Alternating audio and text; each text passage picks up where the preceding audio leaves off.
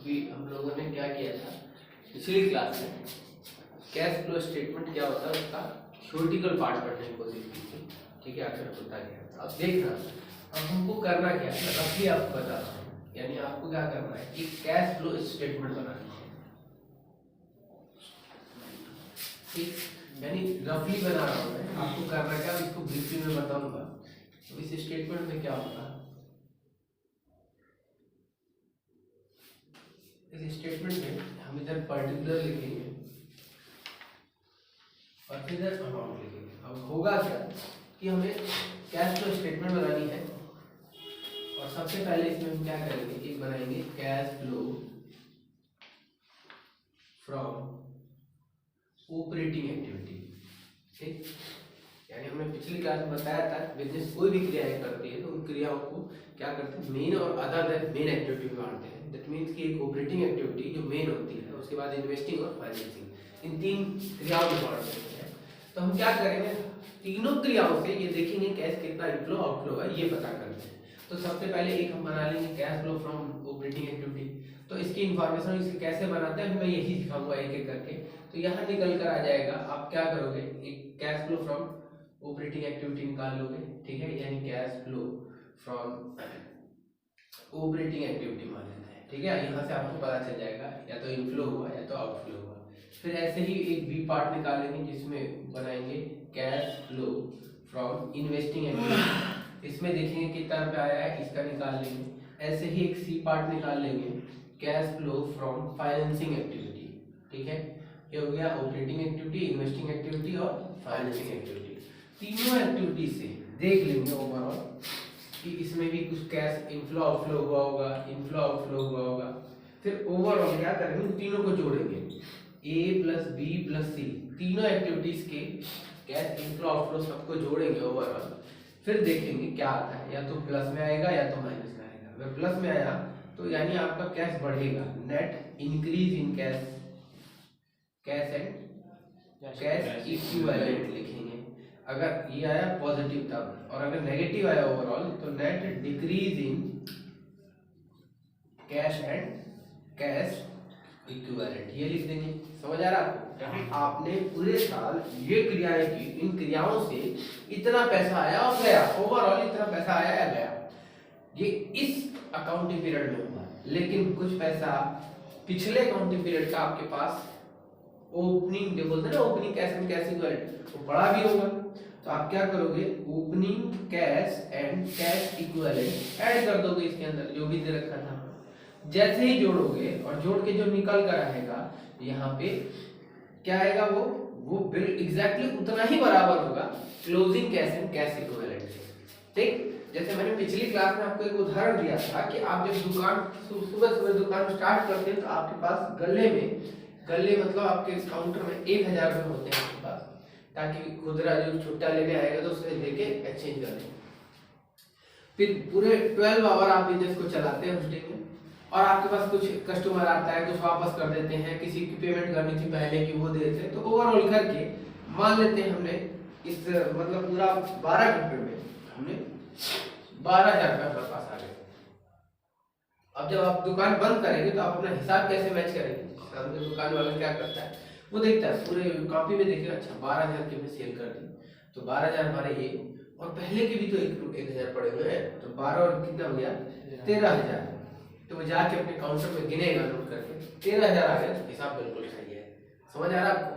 तो ये closing balance है और ये क्या है, ओपनिंग बैलेंस है।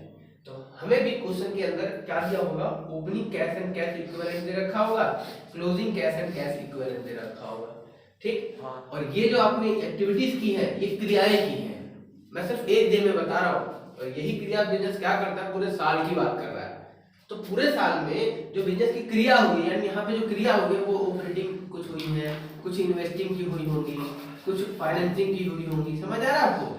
तो इन तीनों के माध्यम से पता करेगा वो कितना कैश का इनफ्लो आउटफ्लो हुआ है। तब जाकर वो क्या करेगा, जैसे ही जो नेट इंक्रीज या डिक्रीज होगा कैश एंड कैश, उसमें जैसे ओपनिंग जोड़ेगा क्लोजिंग के बराबर आ जाना चाहिए। जैसे आप अपने गले मैच करो वैसे ही, जैसे ही आप net increase decrease in cash and cash equivalent में आप ऐड या लेस कर दोगे ये opening cash and cash equivalent, तो अपने आप क्लोजिंग के कैश एंड कैश इक्विवेलेंट के बराबर आ जाना चाहिए। अगर आपकी किताब में जो closing cash and cash equivalent है उसके बराबर आ गया तो आपने क्वेश्चन सही किया है, और अगर नहीं आया तो गड़बड़ कभी हो गई।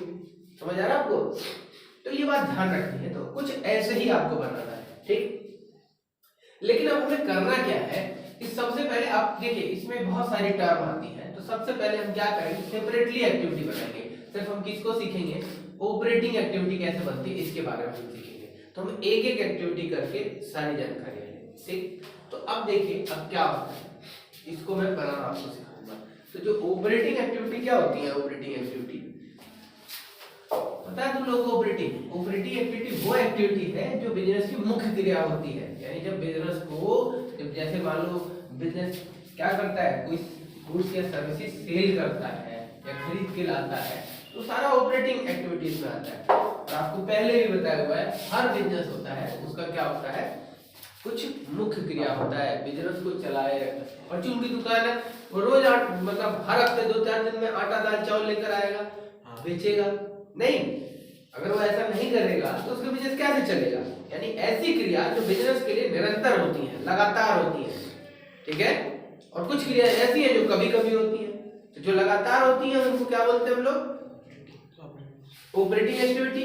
बार बार होती है, जैसे बिजनेस का किराया देना है, आपको गुड्स खरीद के लेकर आना है, बिजली का बिल देना है, सैलरी देनी है, मजदूरी देनी है, मजदूर की टैक्स पे करना है।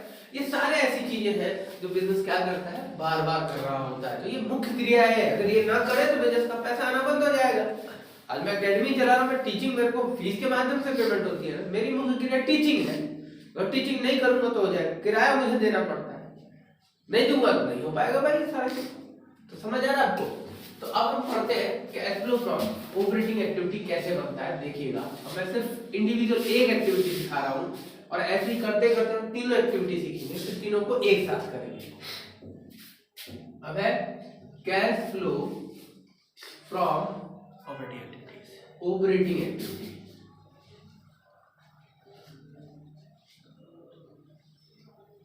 ठीक, ये कैसे बनेगी देखना ध्यान से।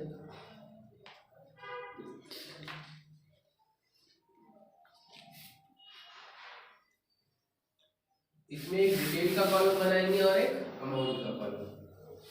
ठीक, क्या करेंगे, इधर लिखेंगे पर्टिकुलर और इधर लिखेंगे डिटेल और इधर अमाउंट।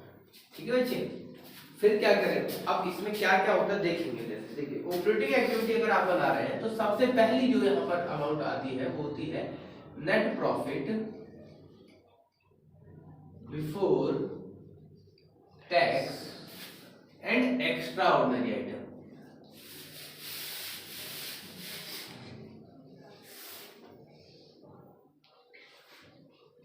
ठीक है, यानी क्या होती है सबसे पहले net profit before tax and extra ordinary item. ठीक, और याद रखिएगा अब जब हम कैश का हिसाब देंगे तो सोर्स होता है हमारे पास प्रॉफिट। ठीक है, और आपको पता है इस प्रॉफिट से जब हम शुरू कर रहे हैं तो इस प्रॉफिट में बहुत से ऐसे इनकम हुई होंगी, बहुत से ऐसे खर्चे हुए होंगे जो ऑपरेटिंग वाले नहीं होंगे। ठीक है, यानी नॉन ऑपरेटिव। जैसे आपको पता है इन्वेस्टिंग में क्या होता है, जानते हो? इन्वेस्टिंग एक्टिविटी क्या होती है? जो कभी कभार मैंने इन्वेस्ट कर दिया। अरे समझ आ गया, समझने के लिए, लेकिन होता क्या है, आप जब भी कोई फिक्स एसेट्स बिजनेस में इन्वेस्टमेंट करते हो, निवेश करते हो, जैसे कोई फिक्स एसेट खरीद के लेकर आ रहे हो, फर्नीचर खरीद के ले आए, मशीनरी खरीद के लेकर आए, ये सारी क्या है, इन्वेस्टिंग एक्टिविटी का पार्ट है। तो आपको पता है जब आप कोई मशीनरी खरीद के लाते हो तो मशीन को यूज करते हो, उसमें डैम्प लगता है ना, या आप कोई मशीन बेच देते हो, समझ आ रहा है आपको? तो मशीन बेचते हो तो बेचने पे हानि या लाभ होता है, प्रॉफिट होता है या लॉस होता है? होता है। तो ये जो प्रॉफिट या लॉस होता है तो ये तो इन्वेस्टिंग का हिस्सा है, इन्वेस्टिंग वाले टर्म में दिखाया जाना चाहिए। लेकिन आपको पता है जब आप फाइनल अकाउंट बनाते हैं तो कितने, अगर आप कोई मशीन बेच रहे हो और फिर आपको क्या हो जाए, कोई हानि हो जाती है तो आप उसको प्रॉफिट और लॉस अकाउंट के डेबिट साइड दिखाते हैं, ठीक। वही अगर फायदा हो जाए, gain on sale of fixed assets, तो क्रेडिट साइड दिखाते हैं, तो क्रेडिट साइड दिखाते हैं ना। हाँ। तो इसकी वजह से आपके प्रॉफिट क्या हो जाते हैं, इंपैक्ट करते हैं, बढ़ते हैं। समझ आ रहा है आपको। तो जब आप ऑपरेटिंग एक्टिविटी बना रहे हैं तो आपका सोर्स है नेट प्रॉफिट। तो नेट प्रॉफिट में बहुत सी ऐसी आइटम्स होंगी जो इन्वेस्टिंग की होंगी, और इन्वेस्टिंग की वजह से यहाँ प्रॉफिट या तो बढ़ रहा होगा या तो घट रहा होगा, ठीक।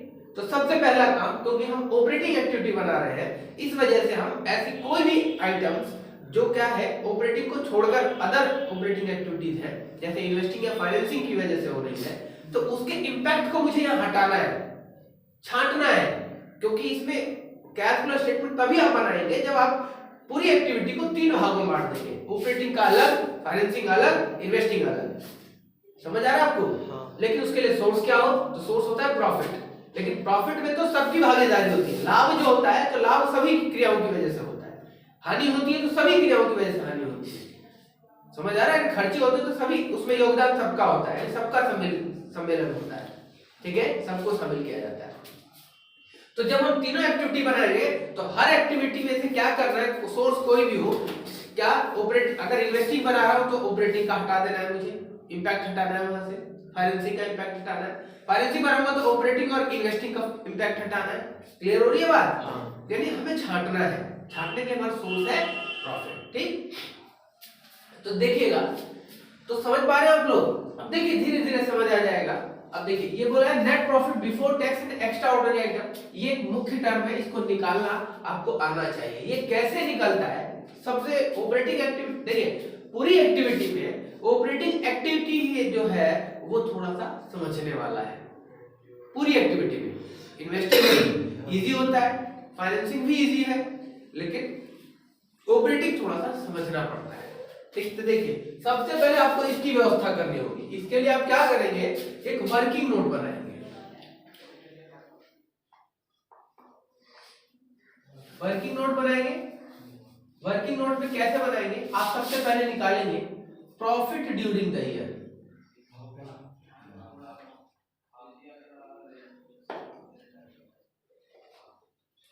ठीक, अब प्रॉफिट ड्यूरिंग द ईयर कैसे निकालेंगे, ठीक है। अब देखिए ध्यान से, ये कैसे निकलता है कि जब आप कैश फ्लो स्टेटमेंट बनाने जा रहे होंगे, या तो प्रॉफिट ड्यूरिंग द ईयर दिया होगा, या तो आपको 2 अकाउंटिंग पीरियड के क्या दे रखे होंगे, प्रॉफिट एंड लॉस दे रखे होंगे। बताएगा जैसे statement of profit and loss account में आपको बैलेंस दिया होगा प्रॉफिट का या लॉस का 2021 का, 31 मार्च 2021, एक देगा 31 मार्च 2022, तो 2 साल के आपको क्या दे रखे होंगे, बैलेंसेस गिवन होंगे, ठीक। तो जो पिछले साल का बैलेंस होता है उसे ओपनिंग बैलेंस बोलते हैं, जो इस साल का करंट ईयर का एंड है उसे क्लोजिंग बैलेंस बोलते हैं। समझ आ रहा है आपको? हाँ। तो अगर आपको ये पता करना है कि प्रॉफिट ड्यूरिंग द ईयर क्या होगा, तो आप क्लोजिंग में से यानी आज के बैलेंस में से पिछले वाला यानी ओपनिंग बैलेंस घटा देंगे तो आपको पता चल जाएगा एक साल के अंदर कितना लाभ हुआ है। मान लीजिए पिछले साल हमारे प्रॉफिट एंड लॉस अकाउंट में 10 लाख रुपए थे, इस साल 15 लाख हुए हैं, तो इसका मतलब हमने इस साल कितना कमाया है, 5 लाख कमाया है। समझ आ रहा है आपको? सिंपल सा। तो ये होगा, यानी कि क्लोजिंग का जो आपके पास बैलेंस दिया गया होगा उसमें से ओपनिंग का जो बैलेंस है वो क्या कर देंगे, माइनस कर देंगे, और तब आपका क्या निकल कर आ जाएगा, प्रॉफिट ड्यूरिंग द ईयर आ जाएगा। मान लो पीछे आपका ये था, ये मान लीजिए ओपनिंग बैलेंस आपको दे रखा था 1 लाख रुपए, क्लोजिंग बैलेंस हो गया 50,000, तो इसका मतलब है हानि हो गई है, तभी आपका प्रॉफिट कम हो गया है, लॉस हो जाएगा। तो लॉस को नेगेटिव में दिखाया जाएगा, ठीक। कुछ भी हो सकता है, प्रॉफिट भी हो सकता है, लॉस भी हो सकता है, ठीक है बच्चे। अब इसमें क्या करना है, बोला है ना प्रॉफिट तो आपको पता चल गया, इस प्रॉफिट में आपको क्या करना पड़ेगा। अब देखो बोला है नेट प्रॉफिट बिफोर टैक्स, आप लोग अकाउंटिंग रेशियो निकाल के आ चुके हैं, तो अकाउंटिंग रेशियो में आपने देखा था कि जब नेट प्रॉफिट बिफोर टैक्स निकालना होता तो टैक्स को जोड़ दिया जाता था, यानी कि ये देखिए जनरली जो प्रॉफिट आया है तो हर बिजनेस अपने प्रॉफिट में से टैक्स पे कर देता है, यानी ये आपको आफ्टर टैक्स दिया होता है एक तरीके से, ठीक है बच्चे।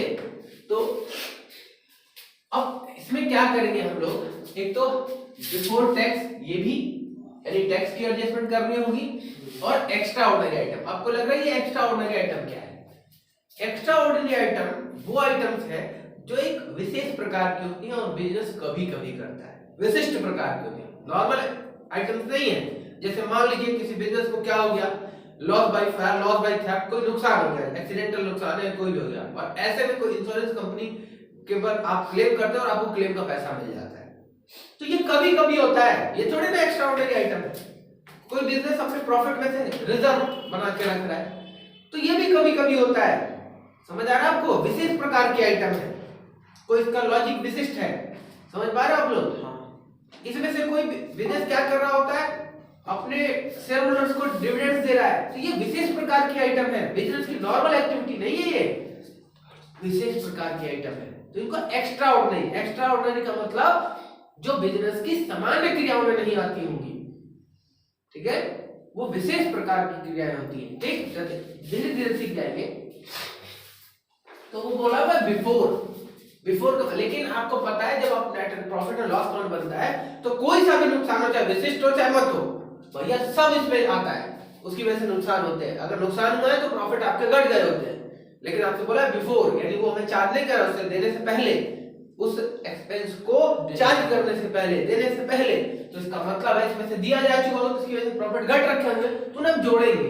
तो कौन से होंगे? जैसे अगर आप मान लीजिए, आपको पता है आप रिजर्व बनाते हैं प्रॉफिट एंड लॉस अकाउंट में से, तो प्रॉफिट घट जाता है तो रिटर्न जोड़ेंगे, तो बिफोर बोला हुआ है, ठीक है। और तो क्या करेंगे, ट्रांसफर टू रिजर्व। किसी भी रिजर्व में अगर आप पैसा ट्रांसफर करते हैं तो आपको वो क्या करना पड़ेगा, जोड़ना पड़ेगा, ठीक है। फिर होता है आपका, एक तो क्या रिजर्व में ट्रांसफर करना, फिर जैसे कोई भी डिविडेंड, जैसे प्रपोज डिविडेंड, ये क्या होता है? अभी बताते हैं, ठीक है। प्रपोज डिविडेंड जानते हैं क्या होता है? प्रपोज डिविडेंड को बोलते हैं प्रस्तावित लाभांश। यानी कोई भी कंपनी जो है वो क्या करती है, साल के अंत में या प्रारंभ में क्या करती है, एक जनरल मीटिंग, यानी एक मीटिंग करती है, ठीक है ना। एजीएम बोलते हैं, एनुअल जनरल मीटिंग, बिजनेस में भी आपने पढ़ा होगा। तो उस एनुअल जनरल मीटिंग में बिजनेस क्या करता है, बिजनेस के बोर्ड ऑफ डायरेक्टर होते हैं और शेयर होल्डर्स होते हैं, उनको साथ में लेते हुए कंपनी क्या करती है, कंपनी के बोर्ड ऑफ डायरेक्टर एक प्रस्ताव रखते हैं कि हम अपने जो शेयर होल्डर है उनको हम इतना लाभ यानी प्रॉफिट में हिस्सा देने जा रहे हैं, देने का प्रस्ताव रखते हैं। सारे सहमति हो जाती है, प्रक्रिया होती है, उसमें सहमति हो जाती है, तो उसके अनुसार उनको लाभों में हिस्सा दिया जाता है। समझ आ रहा है आपको? अब इसका एक बात है कि जब कोई भी जो जनरल मीटिंग्स बैठाई जाती है, ठीक, तो अगर आज तय हुआ तो इसकी पेमेंट 1 साल बाद होती है, ध्यान रखिएगा। यानी सही है, आज बोल दिया कि इस साल हम अपने जो प्रॉफिट हुआ है इसमें इतना हिस्सा देंगे, ठीक, प्रस्ताव पास हो गया, तो इसका भुगतान कब होगा? 1 साल बाद, अगले अकाउंटिंग पीरियड। इस वजह से प्रपोज डिविडेंड अगर आपको दिया गया होगा तो आप प्रीवियस ईयर वाला, आपको करंट ईयर और प्रीवियस ईयर दोनों दे देता है। पिछले साल मीटिंग हुई होगी तो सजेस्ट कर रखा होगा इतना देना है, इस साल मीटिंग हुई तो इस साल भी सजेस्ट कर दिया होगा इतना देना है, इस साल वाला अगले अकाउंटिंग पीरियड में जाएगा, ठीक है, पिछले साल करेंगे। हाँ, तो इसलिए सिर्फ क्या करेंगे, पिछले साल वाला इसमें ऐड बैक कर देंगे। क्लियर हो रहा है? और आपको पता है ये वाला कहाँ जाए, दूसरा इम्पैक्ट कहाँ होगा, क्योंकि ये फाइनेंसिंग एक्टिविटी का पार्ट है ना भाई। कोई भी कंपनी जब किसी को शेयर इश्यू की होगी तब ना उसको डिविडेंड देना है। तो शेयर इश्यू करना दैट मींस कि कंपनी अपनी फंड इकट्ठा करना चाह रही है, तो फाइनेंसिंग का पार्ट हो गया, ठीक है। तो उसको क्या कर दिया जाएगा, यहाँ जोड़ दिया जाएगा। एक होता है इंटरिम डिविडेंड। क्या होता है इंटरिम डिविडेंड? ये भी लाभांश होता है। इंटरिम डिविडेंड क्या होता है, ये करंट ईयर का हमेशा जोड़ा जाता है। क्यों जोड़ा जाता है? क्योंकि इसके लिए क्या होता है, ये जिस साल यानी ये अकाउंटिंग पीरियड के मध्य में कभी भी अगर जो बोर्ड ऑफ डायरेक्टर है वो बड़े ही क्या जाए कॉन्फिडेंस में आ जाए कि हाँ इस बार कंपनी को इतना लाभ होने वाला है, श्योर हो जाए, तब वो बीच में मीटिंग बैठाते हैं और अपने शेयर होल्डर्स को क्या करते हैं, बोलते हैं इतना इतना, वो भी खासकर इक्विटी शेयर होल्डर को बोलते हैं हम इतना इतना डिविडेंड्स आपको देंगे, इंटरिम डिविडेंड देंगे, अंतरिम लाभांश देंगे। तो वो अगर आज बोला है तो इसके बहुत जल्द से जल्द भुगतान करना होता है, 15 दिन 20 दिन इसके अंदर भुगतान करना होता है। समझ आ रहा है आपको? ठीक भैया। तो इसलिए जिस साल इंटरिम डिविडेंड्स का डिक्लेरेंस हो गया इसका मतलब पेमेंट उसी साल होगा उसका, इस वजह से करंट ईयर वाला हम क्या कर देते हैं, प्लस करते हैं, और ये आपको हमेशा एडजस्टमेंट में ही दिया गया होगा। ठीक है बच्चे? हाँ। एक चीज और होता है प्रोविजन फॉर टैक्स, कौन से ईयर का? करंट ईयर का। आप याद रखिएगा कि जब भी आप क्या करते हैं टैक्स के लिए कोई प्रोविजन बनाते हैं तो प्रोविजन बनाने से क्या हो जाता है, आपका प्रॉफिट कम हो जाता है, क्योंकि प्रोविजन का मतलब प्रावधान होता है, आप क्या कर रहे हो अपने प्रॉफिट में से कुछ पैसा निकाल के अलग से रख रहे हो इसलिए कि भैया कल को टैक्स देना पड़ेगा तो इसी में से उठा के यूज कर लेंगे पैसा, तो इसलिए प्रोविजन फॉर टैक्स होता है और प्रोविजन फॉर टैक्स को क्या करते हैं, ऐड कर दिया जाता है। ठीक है? हाँ। फिर एक चीज और देख लीजिएगा, एक होता है, एक चीज माइनस करिए, टैक्स रिफंड या रिफंड ऑफ टैक्स। ठीक है? हाँ। Refund of tax. ठीक है, रिफंड ऑफ टैक्स लिख देते हैं। अगर टैक्स का कोई भी रिफंड आ रहा है तो आप इसे क्या करेंगे, ओवरऑल प्लस माइनस करेंगे। ठीक है बच्चे? और जोड़ के फिर जो निकल कर आएगा, देखिए आपका 12th लेवल का स्तर है। ठीक, क्या हो गया, नेट प्रॉफिट बिफोर टैक्स है ना? हाँ। तो वो उसका टैक्स नहीं जुड़ेगा क्या चीज? इसमें तो टैक्स माइनस हो जाता है प्रॉफिट ड्यूरिंग द ईयर में, तो यहाँ जोड़ लीजिए प्रोविजन फॉर टैक्स, प्रोविजन है ना, ये प्रोविजन है। ये जो बोल रहा है ये बिफोर टैक्स बोल रहा है। अभी देखिए आपने एक्चुअली ये शो करने का प्रोसीजर है, ठीक? तो जो आपने प्रोविजन बनाया है, तो अब तुमने जब प्रोविजन बना लिया तो टैक्स कहाँ से पे करेगा? प्रोविजन का आप सीक्वेंस कभी पढ़े हैं? अगर मैंने प्रोविजन के नाम पे कोई पैसा बना के रखा हुआ है तो कल को मेरे को अगर उससे संबंधित कोई खर्चे होते हैं तो मैं उसी प्रोविजन में दूंगा, अलग से थोड़ी नहीं देता हूँ। मान लो ज्यादा देना पड़ गया तो भाई देना पड़ जाएगा, और क्या करेगा भाई, तो प्लस करेंगे। हाँ। तो वो क्या हो गया, एक स्पेसिफिक आइटम हो गई ना। हाँ। अब तुम बोल रहे हो मान लो देना पड़ गया, बोल दिए मान लो कि 0 हो गया, तो ये मान लो से काम नहीं चलेगा ना। हम एक कॉन्सेप्ट पढ़ रहे हैं तो भाई विशेष परिस्थिति होगी उस वक्त करेंगे, लेकिन जनरल केस क्या है, आप जनरल स्टडी कर रहे हैं, आपसे बोला गया है, आपने चाहे आप देखिए आपने provision for workman compensation fund जैसे बोलते हैं ना, रिजर्व फंड बनाते थे हम लोग, एक प्रोविजन फॉर डाउटफुल डेब्ट भी बनाते थे। तो क्या होता था, अगर कोई डूबता था पैसा तो पहले कहां से यूज करते थे, उसी फंड में से करते थे। हाँ। तो आप जो बोल रहे हो तो आपने पहले ही ये जोड़ तो दिया, आपने तो इतना बना रखा, अब इसमें से जितना होगा वहां दिखा देंगे। और तुम्हें ये भी आप सब देखिए पार्टनरशिप वाला चैप्टर पढ़ के आए हैं तो आपने देखा ओवर हो जाएगा तो करंट ईयर का जो प्रॉफिट है वो और बढ़ जाएगा, तो उस केस में प्रोविजन के साथ साथ और जोड़ दिया करेंगे। समझ आ रहा है? तो उसके तो वो तरीके हैं ना, तो वो तो एक स्पेसिफिक केस हो गया। अब ऐसे पढ़ाई करेंगे तो हम तो भाई आगे ही नहीं बढ़ पाएंगे। समझ आ रहा है आपको? तो हम जब पढ़ाई करते हैं तो एक ब्रॉड कॉन्सेप्ट लेते हुए चलते हैं, और उसके बाद कोई इसीलिए ना पढ़ रहे हैं, जब आप क्वेश्चन करोगे तो उसीलिए उसमें आपको एडजस्टमेंट देता है ताकि आप वो भी केस सीख जाए। ठीक? लेकिन शुरू करते हैं तो हम ऐसे ही करेंगे, अब शुरू में ही कॉम्प्लिकेट करते, वैसे ही देखिए कैश फ्लो स्टेटमेंट एक अच्छा चैप्टर होता है, इतनी आसानी से समझ नहीं आता, धीरे धीरे करते करते समझ आ जाएगा। शुरुआती दौर में बहुत ही लो कॉन्फिडेंस के साथ बच्चे पढ़ते हैं, उन्हें लगता है क्या हो रहा है, और आपने बहुत सी जगह पढ़ा भी होगा स्कूल में, आपको लग रहा होगा कि क्या हो रहा है, खत्म भी होगा पता नहीं चला क्या हुआ, है ना? तो इतना नहीं ध्यान देते, एंजॉय करिए और अभी खत्म करने दीजिए, समझ आ जाएगा। और जो कोई भी स्पेसिफिक ट्रीटमेंट होगी वो एक्स्ट्रा ऑर्डिनरी आइटम होती है, उनको हम समझ लेंगे उसी वक्त, जैसे क्वेश्चन करेंगे आएंगे सीट कर लेंगे, सीख जाएंगे, लेकिन हमें बेसिक्स पढ़ रहे हैं। समझ आ गया आपको? तो आगे बढ़ते हैं। ये प्रोविजन फॉर टैक्स क्लियर हो गया? ठीक? तो ये बेसिकली ये 5 आपका 12th लेवल का स्तर है, और आपके पेपर में कुछ भी एक्स्ट्रा नहीं आने वाला है। जो चीज आपको पढ़ाई जाने बहुत लिमिटेड, 1 या 2 एडजस्टमेंट आती है आपके पेपर में। ठीक?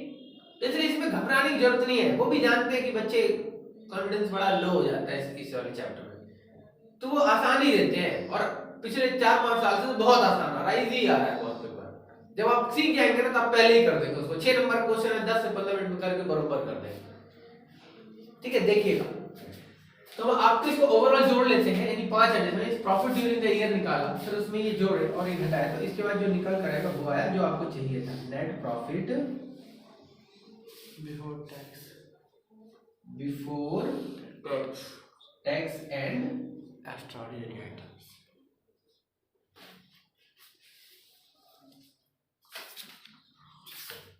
ठीक है बच्चे, ये आपको चाहिए था।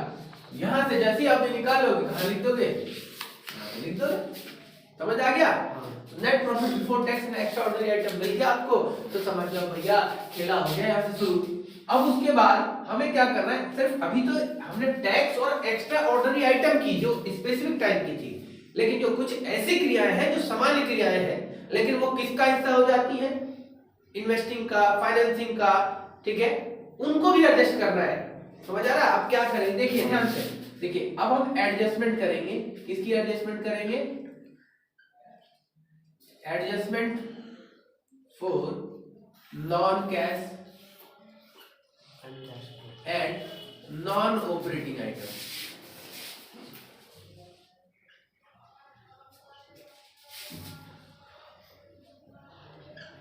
ठीक, अब मैं क्या कर रहा हूं, अब मैं उन चीजों का एडजस्टमेंट करूंगा। अभी मैंने एक्स्ट्रा ऑर्डिनरी की एडजस्टमेंट की थी, अब मैं एक तो नॉन कैश, देखिएगा प्रॉफिट के अंदर बहुत सी ऐसी आइटम्स होती हैं जो जिनका क्या होता है, जो नॉन कैश ट्रांजैक्शन होती है, लेकिन उनकी वजह से प्रॉफिट घटते या बढ़ते हैं। फॉर एग्जांपल जैसे डेप्रिसिएशन, ठीक है, तो डेप्रिसिएशन लगने से बिजनेस को नुकसान तो होता है, और आपने देखा प्रॉफिट एंड लॉस अकाउंट किधर दिखाते हैं, डेबिट साइड दिखाते हैं। इसका मतलब प्रॉफिट को घटाया जाता है। लेकिन क्या ऐसा करने से, यानी डेब्ट के लगने से बिजनेस के कैश में कोई कमी आती होगी? नहीं, प्रोविजन तो बना ही रखा होता है। मान लीजिए आप लोग क्या कर रखे हैं, आप लोग कोई बाइक लेकर आए हैं, 1 लाख रुपए की आप बाइक लेकर आए हैं, ठीक, अब बाइक चला रहे हैं, बाइक के पुर्जे घिस रहे हैं, हर महीने चला रहे हो करो, तो पुर्जे घिसने से तुम्हारे अकाउंट का कोई बैलेंस है वो नोट कम हो रहा हो नहीं, या तुम्हारे क्या बोलते हैं कि तुम्हारे पैसे कम हो जा रहे हैं, एफिशिएंसी कम नहीं हो रहे ना, लेकिन आपको ये पता है कि आपकी बाइक की वैल्यू कम हो रही है। समझ आ रहा है? तो पैसे कम होते हैं, नहीं होते। ऐसे बिजनेस के साथ है, बिजनेस के कैश में कोई कमी नहीं आती, लेकिन जब बिजनेस हिसाब करता है तो प्रॉफिट में से उसको घटा देता है। लेकिन तो इस केस में आपका गले में तो पैसे उतने ही पड़े होंगे आपके, समझ आ रहा है आपको, लेकिन आपने तो प्रॉफिट घटा दिया है, तो क्या करेंगे, दोबारा जोड़ देंगे ताकि बैलेंस में सही पता चले, क्योंकि तभी ना पता चलेगा क्या सही है कि गलत है। समझ पा रहे हो आप लोग क्या कहना चाह रहा हूं मैं? ऐसी एमोर्टाइजेशन ऑफ गुडविल होता है, इंटेंजिबल एसेट्स, तो वही यहाँ एडजस्टमेंट करना है। फिर बहुत सी ऐसी एक्टिविटी होती है जो फाइनेंसिंग और इन्वेस्टिंग की होती है, लेकिन उसकी वजह से प्रॉफिट घटता बढ़ता है। जैसे मान लीजिए इंटरेस्ट आपको कोई रिसीव हो रहा है, तो इंटरेस्ट क्यों रिसीव हुआ, क्योंकि आपने कोई इन्वेस्टमेंट की होगी, आपने किसी कंपनी के शेयर खरीदे होंगे, आपने कोई बिल्डिंग वगैरह बना दी होगी और किराए पे चला दी, उससे रेंट रिसीव हो रहा है। समझ आ रहा है आपको? तो ये सब तो इन्वेस्टिंग का पार्ट है, ठीक है, लेकिन उसकी वजह से आपके प्रॉफिट क्या हो गए होंगे, बढ़ गए होंगे, बढ़ गए होंगे। तो इसकी वजह से क्या करें, अब क्या करेंगे, इस प्रॉफिट माइनस कर देंगे। अगर कोई भी ऐसी चीज है, जैसे मान लीजिए फाइनेंसिंग की है, अगर आप कोई इंटरेस्ट पे कर, इंटरेस्ट पेड ऑन डिवेंचर, या आपने कोई लोन ले रखा है, लोन पे ब्याज दे रहे हो, तो उसकी वजह से आपके प्रॉफिट घट गए होंगे, है वो फाइनेंसिंग की, तो आप उसे दोबारा ऐड कर देंगे। समझ आ रही बात समझिएगा, ध्यान से कनेक्ट करते रहिए। फिर उसमें क्या हो रहा है, मान लीजिए कोई क्या बोलते हैं, loss on sale of fixed assets है, कोई फिक्स्ड एसेट बेच रहे हो, उस पे आपको लॉस हो जाए, तो उस लॉस की वजह से प्रॉफिट क्या हो गए होते हैं, घट गए होते हैं, तो उससे जोड़ेंगे। समझ आ रहा है आप लोग को, क्लियर? और ये सारी चीज जोड़ घटा रहे हैं, इनको फिर यहाँ से एडजस्ट करके इनको अपनी जगह दिखाना होता है, किसमें, फाइनेंसिंग में या तो इन्वेस्टिंग में, जो इन्वेस्टिंग के इन्वेस्टिंग में, जो फाइनेंसिंग के वो फाइनेंसिंग में। क्लियर हो रही है बात? तो ये बात ध्यान रखना है आपको, ठीक। देखिए अब करते हैं एडजस्ट, क्या करेंगे, मैक्सिमम जो ध्यान में कर लेते हैं। क्या करेंगे, अगर कोई डेप्रिसिएशन है तो जोड़ देंगे, डेप ऑन फिक्स्ड एसेट्स, ठीक है, और देखिए फिक्स एसेट्स कौन सी वाली, टेंजिबल, जितनी भी टेंजिबल फिक्स एसेट्स होती है जैसे मशीनरी, फर्नीचर, ये सब, अगर इनकी क्या होती है, इनकी वैल्यू जब उनको यूज में लाते हैं या एफ्लेक्स ऑफ टाइम, समय के साथ, समय व्यतीत होने के साथ, या कोई एक्सीडेंटल कोई भी इस तरह की चीज होती है, एक्सपेक्टेड ऑब्सोल्यूशंस होता है, प्रत्याशित अप्रचलन होता है, उसकी वजह से अगर किसी एसेट की वैल्यू कम हो रही है तो वो डेब्ट कहलाती है।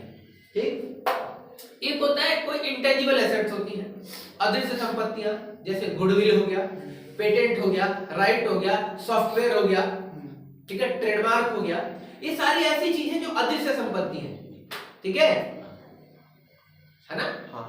अगर इनकी वैल्यू राइट ऑफ होती है, देखिए याद रखिए, जब डेब्ट की वैल्यू सॉरी फिक्स एसेट्स की वैल्यू कम होती है तो उसको क्या बोलते हैं, fall in the fix assets बोला जाता है। लेकिन ऐसे ही आपके पास क्या होता है बच्चे, इंटेंजिबल एसेट्स होती है तो उनकी वैल्यू राइट ऑफ होती है। आज किसी बिजनेस का नाम अच्छा है, बहुत ज्यादा उसकी वैल्यू है, कल बिजनेस डाउन हो जाएगा, उसकी वैल्यू कम हो जाएगी, तो उसको राइट ऑफ करना बोलते हैं। ठीक है, तो उसी राइट ऑफ को एमोर्टाइजेशन कहा जाता है। क्या बोला जाता है, एमोर्टाइजेशन। ये इंटेंजिबल एसेट्स पे लगता है, amortisation of intangible assets, intangible fix assets. ठीक है बच्चे, समझ पाए। इसका अच्छा उदाहरण है, आपने देखा मैगी के कुछ समय पहले देखा था आपने, मैगी कितनी बहुत तगड़ी उसकी ब्रांड थी। बच्चा लोग क्या करता था, सवेरे उठता तो मैगी खाता था और शाम को उठता था तो सोने जाता था तो मैगी खाता था। लोग कहानियां लिखते थे मैगी के लेटर, उस पन्ने पे, उस पैकेट पे लिखते थे, मम्मी पापा हमारे 1 महीने चले गए थे तो हम 1 बोरी मैगी लाए और खूब मैगी खाए, खूब मैगी खाए। खाना नहीं बनाते थे, समझ आ रहा है आपको। इतना मैगी फेमस हो गया था, फेवरेट। मम्मी पापा बच्चे, मम्मी भी क्या कर रही है, काम चोरी कर रही है। बच्चे सवेरे उठ रहा, ले दो मैगी लगा दिया, वो उबाल दिया, ले टिप्पण में भर के दे दिया। बच्चा खुश, ओ मैगी लाया हूं मैं, ले दबा चल रहा है। तो खूब मैगी की ब्रांडिंग हो गई थी। लेकिन मैगी ने क्या किया, मैगी बनाने के लिए उसमें जो भी कंटेंट्स यूज होते हैं तो उसका एक स्टैंडर्ड, यानी जो भी खाद्य पदार्थ होते हैं उनका कुछ स्टैंडर्ड होता है। ठीक है, वो तय करता है भारत का फूड कॉर्पोरेशन ऑफ इंडिया, यानी भारत FSSAI करके है, food security exchange full form ऐसी हो, लेकिन वो एक ऐसा भारत का एक क्या है, एक ऐसी संस्था है जो यही सब नियंत्रित करती है, ये देखती है, उसका काम यही है कि भारत के अंदर कोई भी खाद्य पदार्थ अगर बिक रहा है तो उसमें कोई ऐसा कंटेंट तो नहीं मिला हुआ जो मनुष्य के लिए हानिकारक हो। तो हर चीज के एक स्टैंडर्ड होते हैं कि इतना ही डाल सकते हैं। तो मैगी ने इसका उल्लंघन किया, उसमें कोई एक कंटेंट था जो शरीर के लिए अच्छा नहीं होता, ठीक, उसको बहुत ज्यादा मिला दिया, जिसकी वजह से मैगी को बैन कर दिया गया। 2-3 महीने तो मार्केट में बाहर रही, केस हुआ, बहुत ज्यादा फाइन उन्होंने दिया। उसका देखिए 2-3 महीने बाद, ये उससे पहले उसकी गुड़ी बड़ी तगड़ी थी, लेकिन 2-3 महीने बाद उसकी गुड़ी थोड़ी डाउन हो गई। तो समझ आ रहा है, तो उसी को बोलते हैं राइट ऑफ होना, तो उसी को एमोर्टाइजेशन कहा जाता है। समझ आ रहा है आपको। और आपने कहा इन 2-3 महीने पीरियड में ही pink Chinese, Ching Chinese, Yippee noodle, चिप्पी नूडल, पता नहीं बिंगो, चिंगो, पता नहीं 75 प्रकार की मैगी आ गई। ठीक, मार्केट कैप्चर कर लिया उन्होंने भी। आज कोई पहले 100 पैकेट एक दिन में बिकता था मैगी, अब 100 में से सिर्फ 50-60 ही बिक रहा होगा, 40 दूसरी कंपनियों में बिक रही है। इतनी मैगी डाउन मार्केट, समझ आ रहा है आपको। तो ये सब ऐसे ही, जैसे loss on sale of fix assets, कोई भी फिक्स एसेट्स बेचते हो तो इसकी वजह से प्रॉफिट डाउन हो गए होंगे, दोबारा जोड़ देंगे भैया, और कहां दिखा देंगे इसको, इन्वेस्टिंग एक्टिविटी में। ठीक, ऐसे ही अगर आप कोई भी इंटरेस्ट पे कर रहे हो, interest paid on debentures, loan, ठीक है, आपने कोई लोन ले रखा है, डिवेंचर्स वगैरह, उस पे ब्याज दे रहे हो, तो ये सारा चीज, ठीक है। फिर उसके बाद देखिए, इंक्रीज इन प्रोविजन, कोई भी आप प्रोविजन बढ़ा रहे हो, आपको पता है प्रोविजन बनाने से प्रॉफिट कम हो जाते हैं, तो आप उसे क्या करोगे, जोड़ दोगे, क्योंकि प्रॉफिट क्या हो गए होंगे, कम। ठीक है बच्चे। फिर उसके बाद और क्या कर सकते हैं हम लोग, क्या कर सकते हैं, और ऐसे ही आप देखेंगे ना अपनी किताब में, और भी बहुत सारी चीजें आपको देगा प्लस वाली आइटम में। अब जैसे मानते हैं माइनस क्या करेंगे, जैसे आपको कोई भी रेंट रिसीव हो रहा है, डिस्काउंट रिसीव हो रहा है। रेंट रिसीव क्यों होगा बताइए? क्योंकि आपने कमरे किराए पे दे रखे हैं और कमरे किराए पे देने के लिए कमरा बनाया है तो निवेश किया है अल्टीमेटली। अगर आपको कोई भी इंटरेस्ट ऑन इन्वेस्टमेंट, कोई भी आपने निवेश कर रखा है उस पे आपको इंटरेस्ट मिल रहा है, तो इंटरेस्ट अगर आपको रिसीव हो रहा है, ठीक है, ये याद रखिए रिसीव हो रहा है, तो आपके लिए क्या हो जाएगा? ये किसका पार्ट है? शेयर साइड भी अलग होगी है।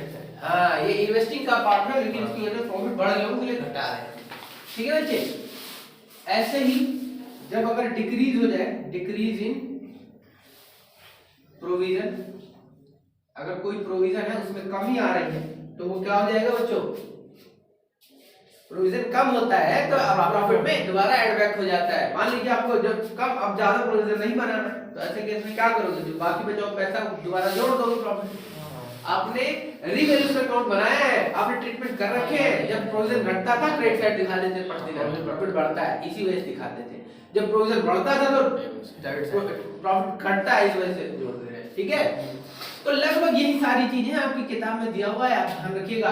तो ओवरऑल इसमें क्या करेंगे? कुछ चीजें प्लस कर देंगे और कुछ चीजें माइनस कर देंगे। और याद रखिएगा अकाउंट के अंदर माइनस का चिन्ह ब्रैकेट में जो लिखा जाता है वो माइनस का मतलब होता है। माइनस ये भी तो का डिविडेंड रिसीव्ड है।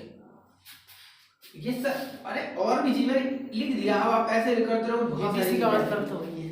ठीक है, कॉन्सेप्ट नहीं समझा है? हां भैया, ये भी तो इन्वेस्टिंग का पार्ट है, लिखा मैंने यहाँ पे इन्वेस्टमेंट, मैंने इसीलिए ये लिख दिया था कि इसमें सारी चीजें आ जाएंगी।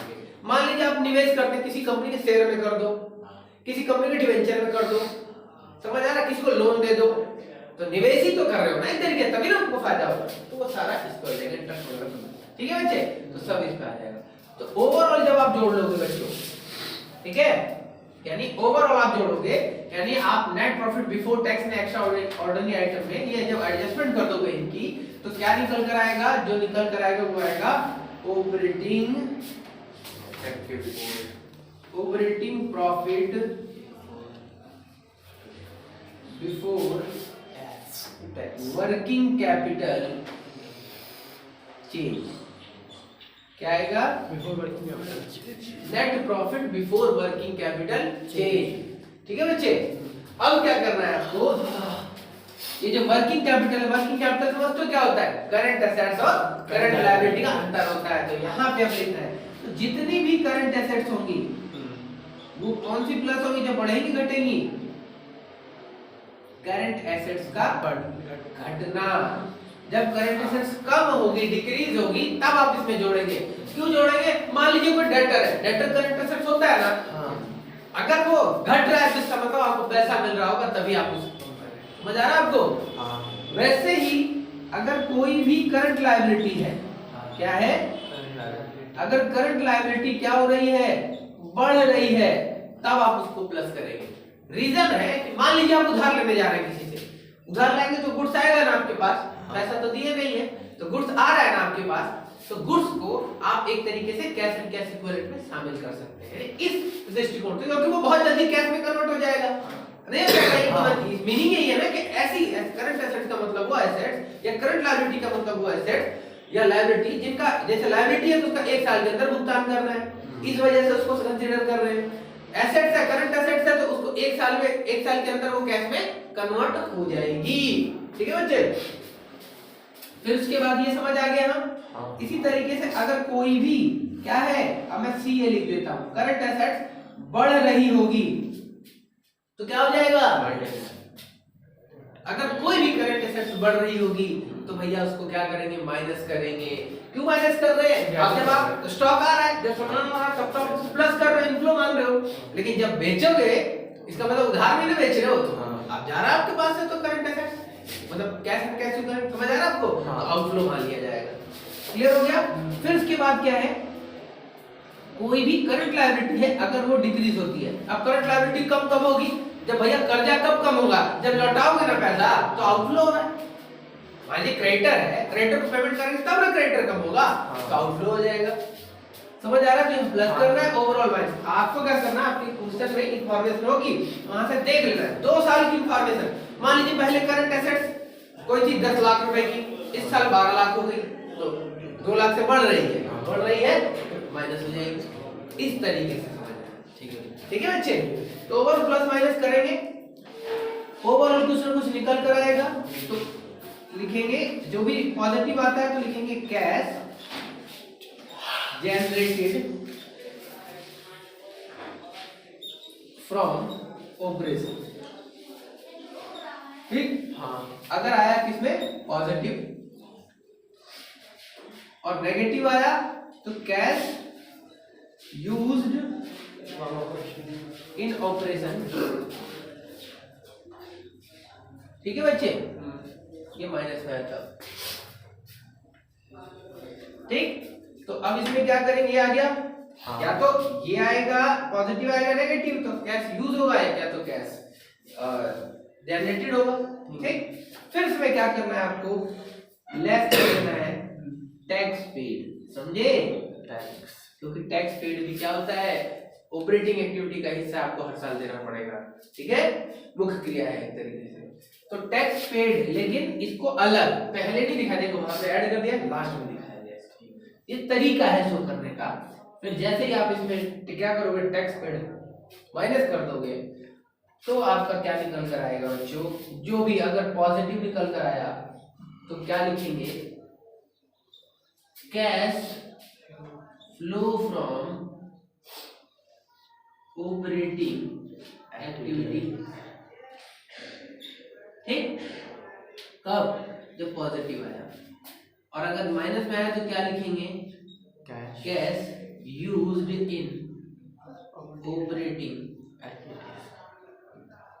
एक्टिविटी, जब माइनस में आया। समझ आया आपको, और आपका कैश फ्लो तैयार हो गया, मतलब ये cash flow from operating activity. ठीक है बच्चों, समझ आ रही है बात। तो अब इसी को क्या करना है, टीएस ग्रेवाल में आपको पहले यही सिखाया गया कि पहले net profit before tax and extra ordinary item कैसे निकालते हैं, आपको ये निकालना सीखना है।